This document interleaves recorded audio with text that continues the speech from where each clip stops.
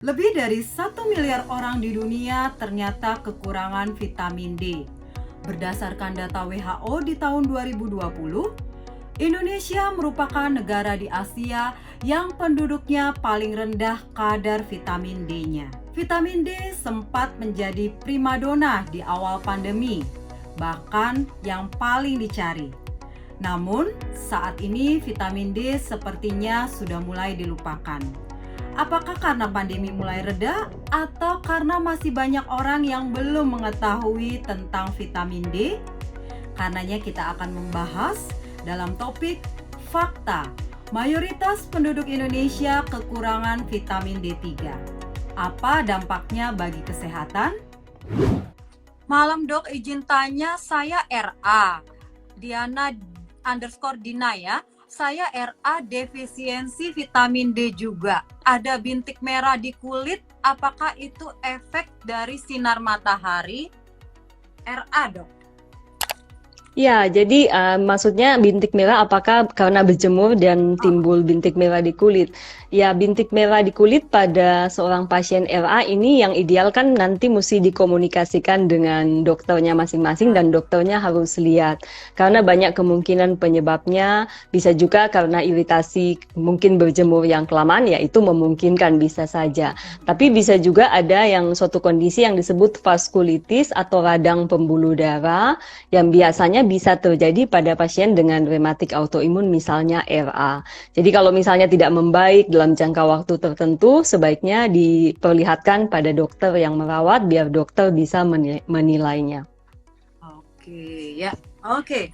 Lanjut dari Lisa Soeganda. Kadar vitamin D saya 400. Wah, masa sih? Ini 400 satuannya apa nih?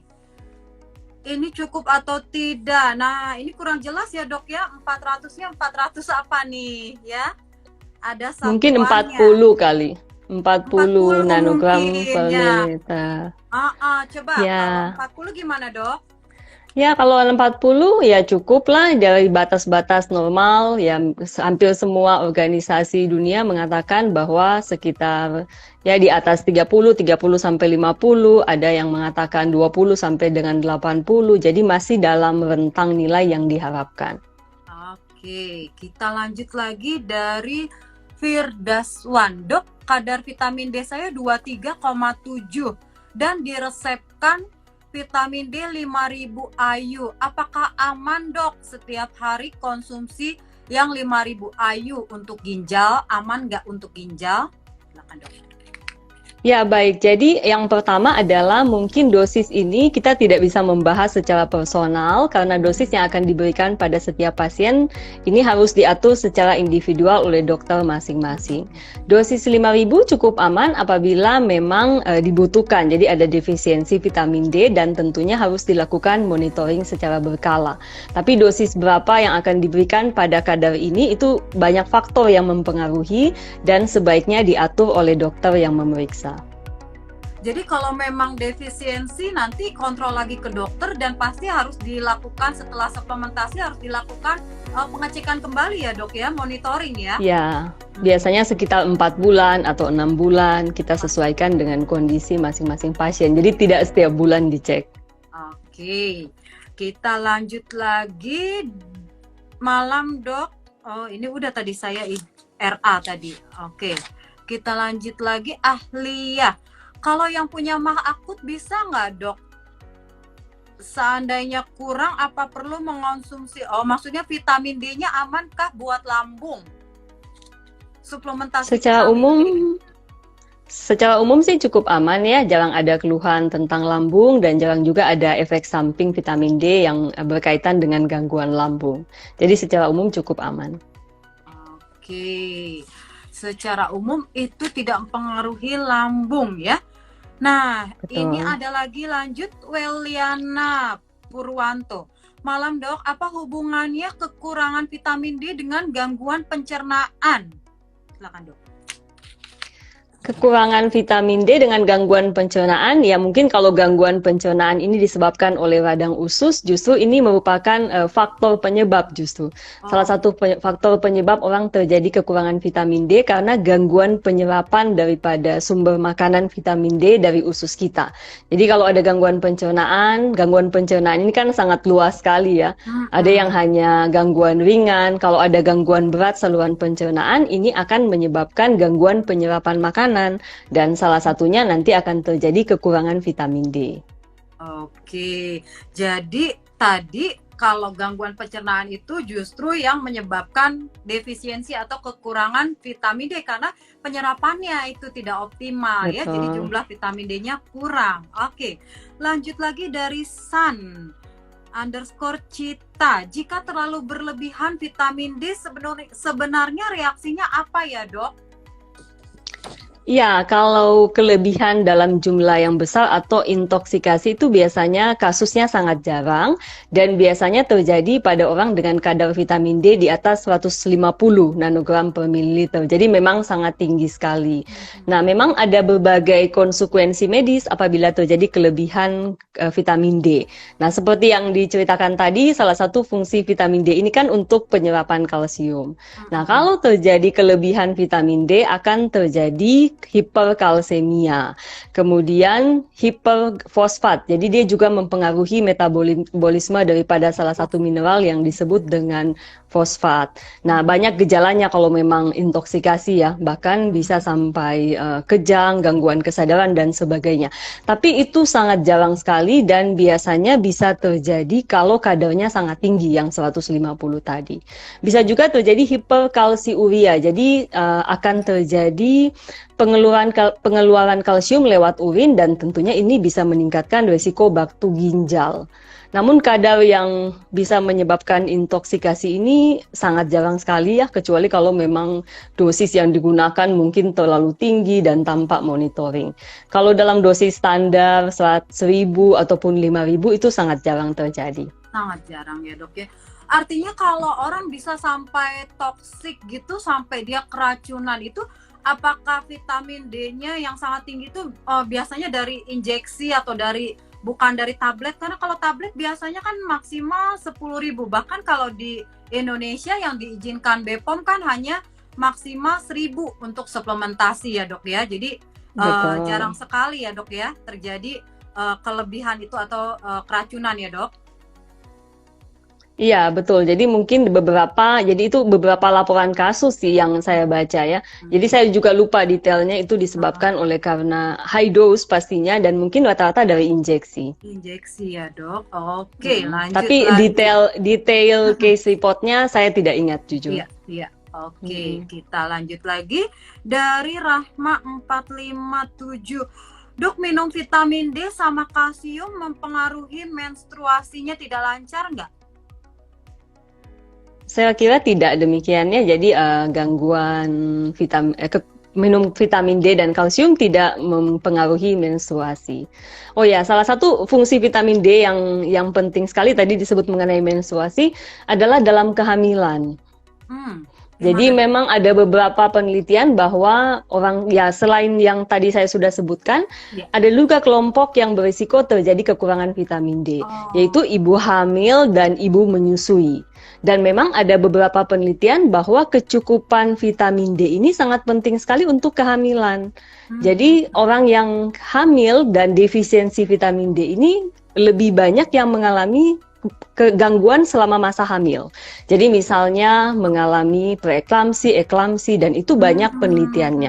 Sehingga memang di masa kehamilan juga penting untuk melakukan, kalau memungkinkan, cek vitamin D secara berkala dan memastikan supaya kadar vitamin D-nya dalam batas normal.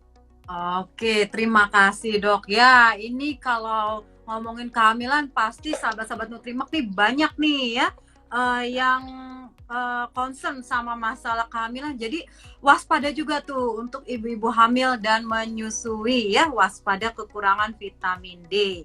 Oke, lanjut lagi dari Pinkan Hamro. Izin bertanya, Dok, bolehkah pasien diare mengonsumsi vitamin D3? Oh, yang tadi gangguan pencernaannya. Diare, Dok, boleh nggak, Dok? Boleh-boleh saja, tapi ya mungkin penyerapannya yang akan berkurang. Karena ya namanya lagi diare kan, jadi pasti penyerapannya akan berkurang. Oke, jadi boleh saja ya. Dari Eca Entik, vitamin D dikonsumsi dalam waktu lama apa bisa mengganggu fungsi ginjal, Dok? Kalau dikonsumsi dalam batas yang wajar dan kemudian dengan dosis sesuai dengan anjuran dokter, saya rasa tidak. Vitamin D bukan jenis vitamin yang bisa merusak ginjal.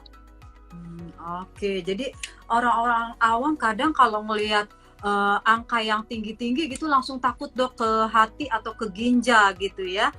Oke, lanjut lagi dari Hendra, Dok, seberapa penting konsumsi K2 bila dibarengi dengan D3 dosis tinggi 5000 IU, atau lebih khawatir terjadi penumpukan kalsium tadi yang kalsifikasi itu, Dok? Ya, ada beberapa memang penelitian yang menunjukkan bahwa vitamin K2 itu menghambat deposit kalsium dalam pembuluh darah ya. Tapi ya memang penelitiannya masih simpang siur ya, karena sebagian besar juga mengatakan dalam berbagai literatur tentang terapi vitamin D itu tidak selalu harus ada dengan kombinasi dengan K2. Nah, K2 itu sendiri sebenarnya kita bisa tidak harus dari suplemen ya, kita juga bisa temukan dalam berbagai makanan yang alami. Dalam daging, telur, tahu, ayam itu juga ada. Oke. Jadi dia bisa kita dapatkan dari sumber yang alami. Oke. Lanjut lagi ya, Dok, dari Firdaswan. Lebih efektif mana, Dok? Vitamin D dengan vitamin D yang diinjeksi seperti di klinik-klinik kecantikan. Di klinik kecantikan biasanya vitamin C, ada vitamin D. Vitamin D injeksi dengan yang tablet dengan vitamin D injeksi, Dok? Ya, tergantung dari kondisi masing-masing pasien. Ya, ini harus ditentukan oleh dokternya. Ya, misalnya kekurangan vitamin D-nya sangat berat dan kemudian ada gangguan usus nih, yang dimana penyerapannya tidak bisa lewat makanan, lewat saluran cerna lah ya. Ya, itu mungkin memang membutuhkan injeksi. Nah, ini tentunya harus diatur secara spesifik oleh dokter masing-masing. Tapi kalau yang tidak ada gangguan saluran pencernaan, bisa menyerap makanan yang baik dan kadarnya tidak terlalu rendah, ya bisa aja dengan suplemen minum. Jadi tidak semua orang butuh injeksi. Lanjut lagi, Dok, dari Raymond. Sebenarnya IU itu apa ya, Dok? Semakin tinggi IU-nya apa artinya semakin bagus untuk dikonsumsi? Ya, international unit itu maksudnya ya seperti misalnya satuan ya yang menunjukkan kadarnya. Nah, tentunya semakin tinggi, kadarnya semakin tinggi, dan misalnya kekurangannya, defisiensinya sangat berat, kita akan butuh yang lebih tinggi. Tapi misalnya kalau kadarnya normal atau cuma rendah sedikit, kita akan memberikan dosis yang lebih rendah tentunya. Ya seperti dosis lah itu mungkin, tapi berbagai jenis obat kan beda-beda. Kalau misalnya antibiotik, dia miligram, 200 miligram atau 500 miligram. Jadi ada satuan international unit yang biasanya ada di untuk vitamin D, vitamin E, vitamin A gitu ya, Dok ya. Betul. Oke. Nah, Dok, kalau pasien-pasien autoimun nih, Dok, pastinya kan dokter setiap hari ketemu dengan pasien-pasien autoimun. Itu rata-rata kekurangan vitamin D kah atau dokter juga meresepkan suplementasi vitamin D, Dok? Iya, kalau memungkinkan, saya selalu menganjurkan secara berkala untuk melakukan pengecekan vitamin D. Karena memang ada dua faktor yang sangat penting nih pada orang autoimun memiliki kadar vitamin D yang normal. Nomor satu adalah untuk sebagai terapi tambahan adjuvan untuk menunjang kestabilan dari penyakit autoimunnya. Karena banyak sekali memang penelitian yang menunjukkan bahwa orang yang punya autoimun dengan kadar vitamin D yang normal itu akan mengurangi risiko terjadinya flare atau kumat. Nah, itu yang nomor satu. Nah, yang nomor dua, vitamin D ini adalah salah satu vitamin D yang sangat berperan sekali pada kesehatan tulang. sebagai salah satu terapi suplemen tambahan ya, adjuvan untuk terapi osteoporosis dan juga berperan untuk pencegahan osteoporosis. Jadi ya, kita tahu bahwa penyandang autoimun itu banyak yang menggunakan kortikosteroid untuk kestabilan penyakitnya sehingga mereka kelompok yang berisiko terhadap osteoporosis. Jadi dengan membantu untuk mencapai kestabilan kadar vitamin D, kita akan membantu untuk mencegah osteoporosis dan membantu untuk pengobatan osteoporosis selain obat utamanya. Jadi kan osteoporosis itu ada obat lain ya, yang kita sebut sebagai bifosfonat salah satu contohnya. Tapi kita juga butuh terapi adjuvan tambahan yaitu si vitamin D. Dan yang untuk fungsi lain ya untuk otot juga sangat penting sekali ya. Jadi ya untuk membantu supaya membantu menunjang kekuatan otot ya. Selain latihan fisik, vitamin D itu sangat penting. Jadi ada penelitiannya juga untuk menunjang kekuatan otot. Oke, sejauh ini dok pengalaman dokter, apakah pasien-pasien autoimun memang kebanyakan yang cek kadarnya memang defisiensi atau kekurangan? Iya, betul sekali. Jadi sebagian besar memang mengalami kekurangan sehingga biasanya harus mendapatkan suplementasi.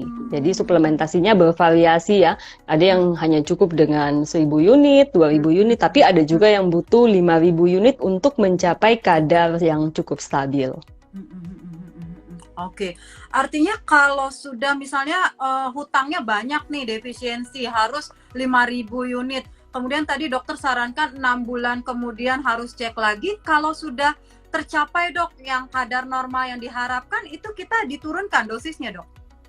Ya, kita bisa atur secara individual, kita coba turunkan dosisnya. Nah, kalau tetap stabil ya kita akan memantau berkala dan menggunakan dosis yang dimana itu tetap stabil lah. Jadi misalnya ada orang yang ya bervariasi, ada yang makan 6.000 terus baru stabil.